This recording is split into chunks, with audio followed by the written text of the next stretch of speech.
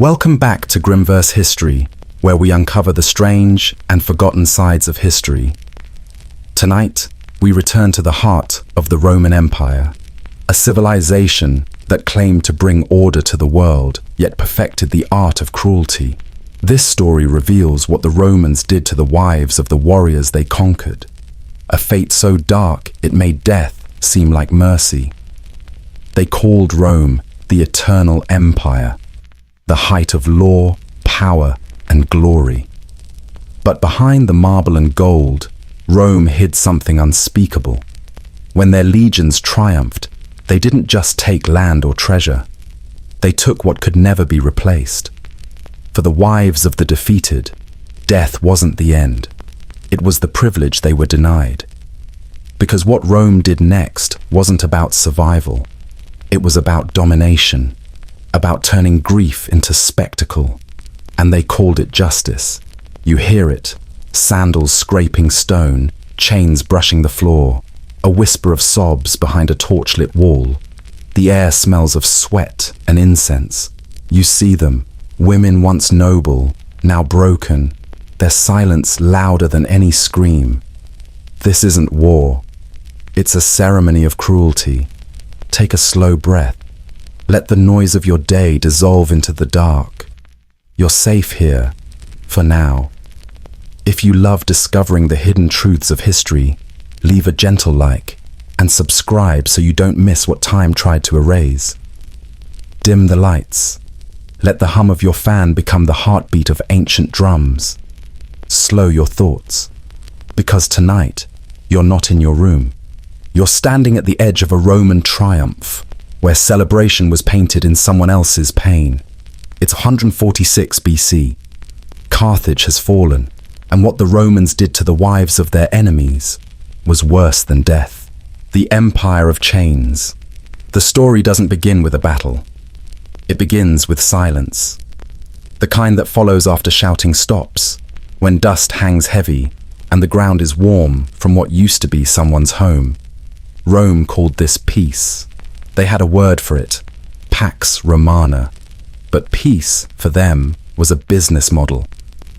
The moment a city fell, the accountants marched in behind the soldiers.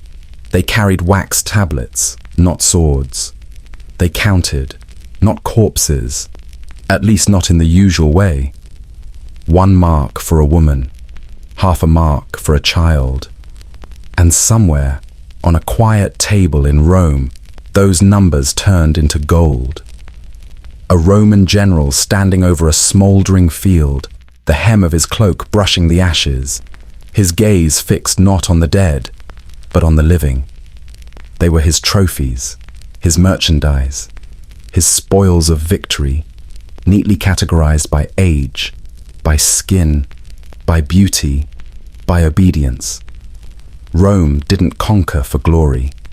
It conquered for inventory. Imagine standing there. The heat bites your neck. The smell of sweat, smoke, and fear, thick like honey, clinging to the air. The auctioneer's voice cuts through it all, cheerful as a summer fair. Strong hips, good teeth, breeding age. Laughter follows. Coins clatter. The future of a bloodline, sold for the price of a sword. The Senate back home loved the numbers. Slaves kept the fields alive, the households clean, the mines bleeding silver. Every conquest meant more labor, more taxes, more temples to the gods of trade. Jupiter smiled. The empire expanded, and in the middle of it all, the wives of the defeated carried Rome's next generation in their unwilling arms. If you listen carefully, you might hear the faint rhythm of chains under the music of civilization, metal on stone, a quiet industry that never sleeps. There's a strange calm in cruelty when it's organized. Rome made a system out of it. Permits, transport schedules, official seals, a bureaucracy of pain. Every slave was tagged, taxed, and tallied. Even their deaths were recorded. No tragedy escapes paperwork. They called it efficiency. Historians call it empire. I call it a particularly Roman kind of poetry. Numbers pretending to be order. Order pretending to be moral. The truth is, the empire of chains didn't start with iron. It started with words. When you name someone property, the rest becomes easy. A child born in captivity didn't need to be captured again. He was already accounted for. Rome's greatest invention wasn't the aqueduct or the arch. It was the invoice. The soldiers, of course, had their own share of the spoils. Payment for bravery, they said. Reward for service. As if bravery could be measured in broken families. As if service meant taking everything that made someone human and selling it back to them in pieces. Still, to the victors, it made sense. To rule the world, you needed more than courage. You needed capital. And Rome, with its legions and ledgers, built a market so vast that even misery had price tags. They didn't just export grain and wine, they exported people. From Britannia to Syria, from Gaul to Egypt, millions moved like shadows across continents. A silent trade route of skin and bone. At night, when the camps quieted, the sound of iron links replaced the sound of war drums. Some soldiers drank, some prayed, some tried not to look. That's how conscience sleeps, one closed eye at a time. In that desert, women became currency. Children became collateral. Rome built its economy on bodies that never volunteered to be part of history. And yet, here we are, whispering about them 2,000 years later. That's the funny thing about silence. It tends to echo. The empire thrived, and the world applauded. Statues were raised. Coins were minted. Poets sang about glory. None of them mentioned the smell of burned villages or the quiet after the chains stopped moving. Maybe they didn't hear it, or maybe they learned not to. Sometimes I think about the Roman merchants sailing home with their cargo, the sea breeze gentle, the sunset beautiful. Everything looks peaceful if you don't look too close. The slaves below deck hum softly, not songs of joy, but the low rhythm of survival. And the merchant above smiles, counting profits by starlight. He probably sleeps well that night. Commerce has a soothing sound when you don't feel its cost. By dawn, they'll dock at Ostia. More markets, more buyers, more columns, more marble, more empire. Rome will look pure again, as if cruelty, washed in sunlight, becomes something sacred. And so, conquest becomes commerce. Chains become economy. Suffering becomes the hum beneath civilization's lullaby.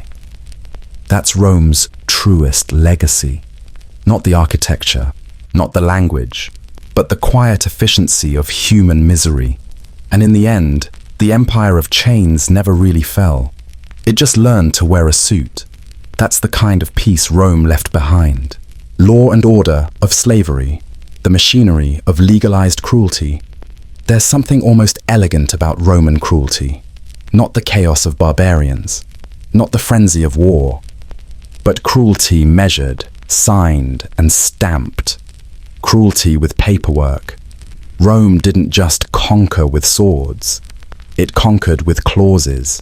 The ius gentium, the law of nations, sounded noble enough. A law for all people, they said. Except, of course, the people who were no longer considered people. Under that law, a woman taken in war wasn't a victim. She was a transaction, a thing legally acquired by the right of conquest. Ownership, absolute, irreversible, and conveniently divine. Because when God and Senate agree on your value, there isn't much left to argue. The process was almost beautiful in its precision. A clerk dipping his stylus in ink. A soldier dictating names. A notary confirming weight, height, and health. all done under torchlight, with the discipline of a ceremony. No rage, no guilt, just efficiency. They called it tabulae savorum, the slave registers, rows upon rows of numbers and names, each line a person, each name a life already erased. In those ledgers, there was no mention of the crying or the smell of burned roofs or the sound of children whispering prayers to gods that no longer answered. The paper was clean, always clean. Rome was good at keeping its books clean.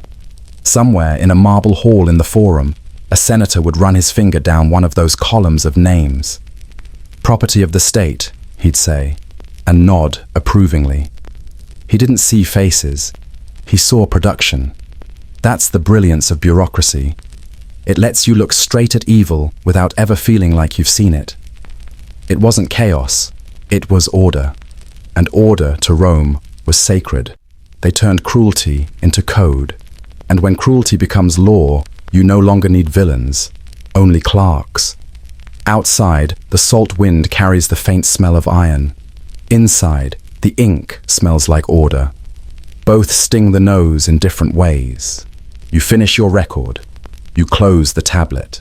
You sigh, not from guilt, but from fatigue. Tomorrow, you'll do it again. Rome runs on routine. Even the philosophers got involved.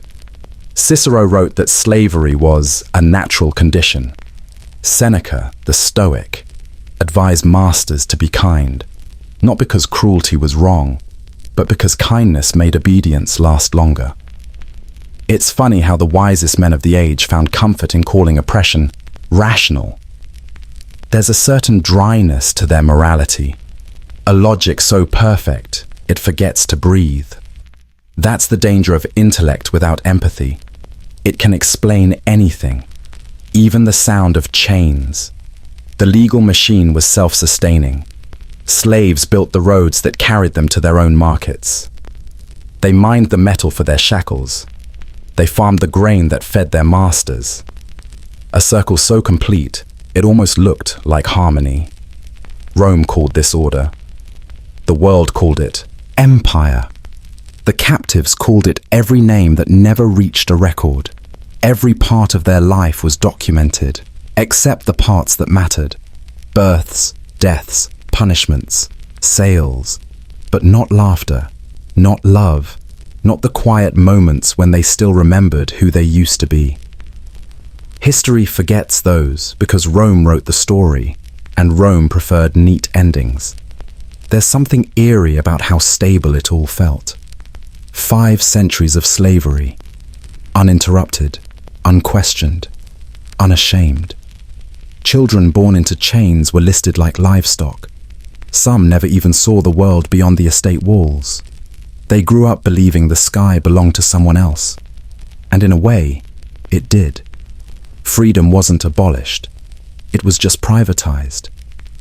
Every system needs justification. Rome's came dressed in reason. They said it was the natural order, that some were born to command and others to obey. It's a comforting lie, efficient too. The priests blessed the markets. The generals signed the deeds. The philosophers wrote essays on virtue.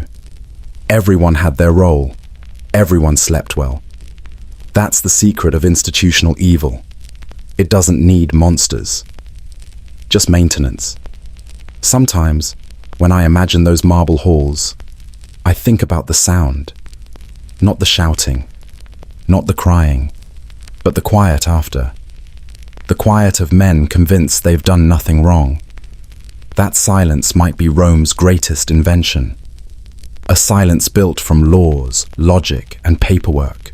A silence so dense it muffled the screams beneath it. Years later, when the empire began to crumble, its laws survived.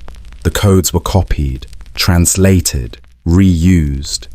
Europe rebuilt itself on the same blueprints. Feudalism, colonialism, corporations, different uniforms, same logic. We still use their words. Contract, property, labor, Soft words that hide the same transaction. Rome fell, yes, but its paperwork never did. That's the irony. You can burn cities, but not records. You can end wars, but not the systems that funded them. Rome didn't die of conquest. It died of completion. The machinery ran too well, too smooth, too civilized. And long after the marble cracked, long after the banners fell, the echo of those ledgers still hums quietly beneath our world. It sounds almost peaceful until you realize it's counting. And it never stopped. Women as weapons. The systematic dehumanization of the defeated. It begins quietly, always does. No trumpet, no decree, just the sound of boots outside a broken home and a woman's breath catching between fear and disbelief. Rome had a way of turning the intimate into the imperial. They didn't only capture cities, they captured wombs. Every conquered woman was a message, a living warning carved in silence. The Romans didn't see them as victims or spoils. They saw them as tools, a means to rewrite bloodlines, erase nations, and rebuild them in Latin. What the sword destroyed, the body replaced. They called it assimilation. It sounded cleaner than what it was. You might picture the aftermath, the fires dying down, men counted, executed, or enslaved. And in the corners of those ruins, the women remain, waiting, not for rescue, but for instructions. Some would be sold into houses as servants, some to brothels, where Rome's soldiers spent their bonuses. Some became breeders for farms and villas, their children born already branded as property. No chains at first, just expectation, obedience enforced by survival. It's strange how quickly the body learns its own captivity. Rome understood psychology. They knew that if you break the women, you break the culture. Kill the men, and a generation mourns. Break the mothers, and no generation rises again. That's not war, that's engineering. And in that sense, Roman conquest wasn't about geography, it was about biology. They didn't need to erase your gods when they could rewrite your descendants. The empire spread through bodies long before it spread through maps. In the markets of Delos or Capua, you could find them lined up, Greek, Gallic, Numidian.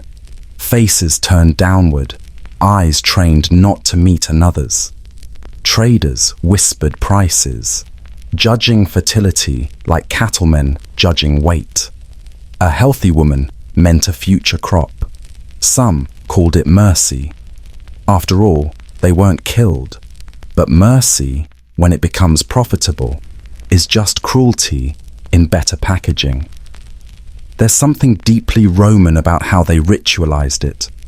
A man could buy a woman, claim her children as his, then sell them when convenient. All legal, all written down. The priests blessed unions born of conquest. The gods, apparently, approved of bureaucracy. Nothing holy about it, just predictable. Rome loved predictability. The language softened everything. Concubine, companion, domestic. Each word a curtain drawn across what really happened. Imagine one of them. A woman from Gaul, maybe 20, taken from her home, renamed Livia. She doesn't understand the words shouted around her. She learns them slowly. The words for sit, stand, bring wine. She speaks with her hands now, carefully. At night, she dreams in her old tongue. In the morning, she forgets one more word. That's how assimilation works. One word gone, one command learned. Her child grows up Roman, speaks Latin, prays to Jupiter, doesn't know where his mother came from. That's victory, the quiet kind, the kind that lasts. Rome turned women into infrastructure. They sustained households, legacies, and bloodlines. Even the emperor's lineage, often traced back to women first conquered, then absorbed. History calls it dynasty. Truth calls it something else. And the cruelest part, they made it normal. A woman's silence became decorum. Her endurance became virtue. Rome rewarded submission, then sculpted it into marble. Every statue of a serene Roman matron, hands folded, gaze lowered, isn't just art. It's propaganda carved from someone else's grief. Centuries later, poets would praise their modesty, their loyalty, their grace. They never wrote about the women who taught them what obedience looked like. History, after all, only remembers those who write it. And the women, they were too busy surviving to take notes. Rome's victories weren't just measured in land, they were measured in lineage. By the time a generation passed, you couldn't tell the conqueror from the conquered. That was the point. They didn't just win wars, they domesticated them. And in that quiet transformation, when nations became bloodlines and memory became myth, Rome achieved its truest conquest, not by force, but by forgetting. Faith and profit, religion, trade, and the business of suffering. Somewhere between the temple and the marketplace, Rome found its soul and sold it. Faith was never free here. Every god had a tariff. Every prayer had a price. And suffering, in its strange way, was one of the most valuable currencies in the empire. The priests understood economics better than the merchants. They knew that guilt could be monetized and mercy could be franchised. So they made a system. Rome always made systems. The temple steps glistening after a morning rain, incense rising like smoke from burnt olive oil, priests in clean linen reciting blessings over the spoils of war. They don't look at the slaves kneeling before the altar. They look at the coins in the baskets beside them. Gold gleams brighter than forgiveness. Every sale began with a blessing. By Jupiter's will, they'd say, this transaction is pure. Somewhere nearby, a woman was sold to a merchant. Two rituals happening side by side. One holy, one human. Rome didn't see a difference. It's strange, isn't it? How religion always finds its way into business. Or maybe it's the other way around. In Rome, the two were indistinguishable. Gods traveled with the armies. Merchants followed them. Behind every legion came altars, contracts, and accountants. They moved together like a single organism. Faith at the front, profit in the rear. They said the gods smiled on victory, but perhaps they just liked the donations. On feast days, temples overflowed with offerings, wine, oil, livestock, and people. Captured women presented as gifts to the gods. It sounded noble. It wasn't. They were redistributed later as property or as favors to patrons of the temple. Religion was just the wrapping paper. Rome turned piety into policy. The gods too became administrators. The merchant class thrived under this divine economy. A man could pray for success in the morning, buy 2 slaves at noon, and donate 1 to a temple by dusk, for luck, for virtue, or for show. It all looked moral when done in marble. The priests took their share, of course. So did the Senate. So did the gods. Everyone profited from salvation. The victims paid in silence. You could say Rome believed in balance. The gods demanded sacrifice. The empire supplied it. As long as the rituals stayed precise, no one felt responsible for anything. That's the comfort of organized faith. You can outsource your conscience. Say a prayer, write a receipt, sleep well. And then there were the merchants. They were the empire's real missionaries. They carried Roman coins, Roman goods, Roman gods. In the markets of Tyre, Alexandria, or Antioch, they spoke of Jupiter and profit in the same breath. Conversion wasn't spiritual, it was transactional. You worshipped Rome by buying from Rome. That was the gospel of empire. Faith became a business model, and business somehow became divine. Sometimes the temples doubled as banks. You could deposit silver beside the altar. The priests would bless it, keep it safe, and lend it at interest. A miracle, really. Money that multiplied while you prayed. Even the gods, it seemed, believed in compound growth. And if a debtor couldn't pay, well, Rome had its own version of redemption, auctioned labor, sanctioned suffering, and a promise that the next life would be fairer. It rarely was. But Rome didn't invent hypocrisy. It just refined it.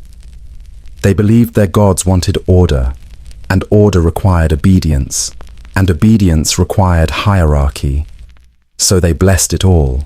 The chains, the ledgers, the markets, the smell of incense mixed with the sweat of the enslaved. It was civilization's perfume. At dusk, after the markets closed, you could still hear the echo of coins being counted behind temple walls. The priests murmured prayers, the merchants signed contracts, and the city glowed with torches, its streets paved with both faith and fear. Somewhere among them, a widow lit a candle for a husband lost to war. The flame flickered, the wax melted. The gods, as usual, stayed silent. That's the genius of Rome. They managed to make cruelty look sacred and profit sound holy. The temples promised redemption, but the markets always collected first. And when faith and profit walked hand in hand through marble corridors, humanity followed quietly behind, carrying the bill, the eternal blueprint. Rome's legacy of institutional evil empires fall, but systems, they adapt. Rome knew that better than anyone. They didn't just build roads, they built patterns. And patterns don't crumble with marble. They survive in habits, in paperwork, in the way we explain cruelty as necessary. That's the real empire. Not the one carved in stone, but the one quietly coded into how we think power should work. When Rome collapsed, the world didn't wake up. It just rebranded. Kings replaced emperors. Churches replaced temples. Slaves became serfs. The hierarchy stayed the same. Only the uniforms changed. History calls it progress. I call it good continuity planning. The Romans would have been proud. You can still see their fingerprints everywhere. Every courtroom that values procedure over justice. Every policy that weighs cost before conscience. Every document that says, we regret the loss, but never says whose loss it was. That's not accident. That's inheritance. Rome gave the world the structure of indifference. They turned dehumanization into administration. They taught us that evil doesn't need villains, just systems that work too well to question. And we kept the lesson. We just made it faster. The modern world hums with their rhythm. Factories instead of farms. Corporations instead of legions. Memos instead of decrees. The same chain of command, just written in cleaner font.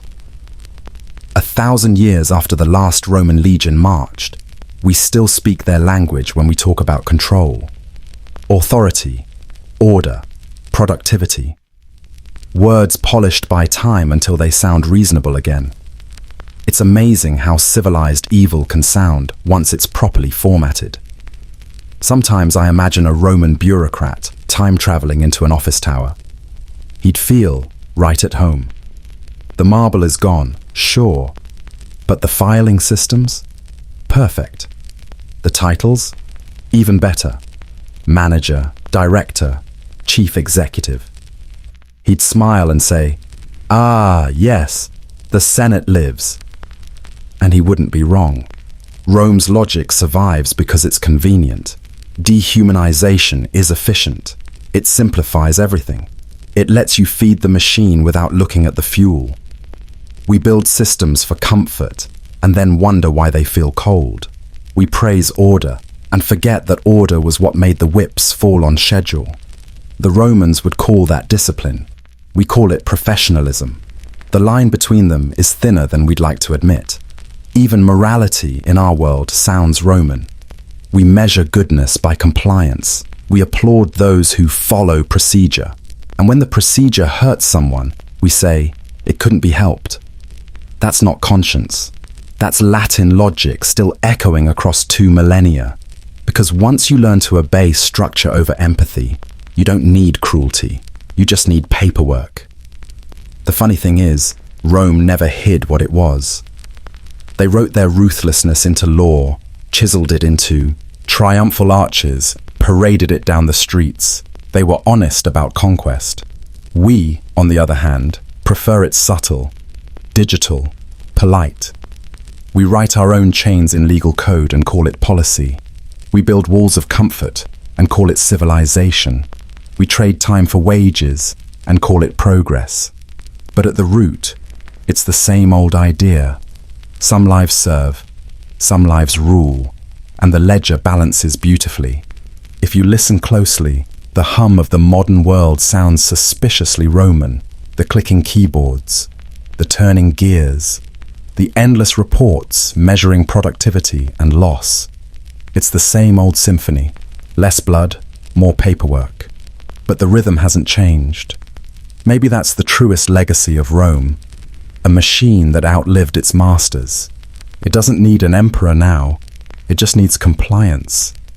Empires don't vanish, they dissolve into procedure. Rome taught us how to hide brutality in plain sight, to bless it, brand it, and automate it. And when someone asks, who built this world, we can point proudly and say, we all did, which somehow makes it worse. That's the quiet genius of Rome. They didn't conquer time, they conquered language. They made words like duty and efficiency sound holy.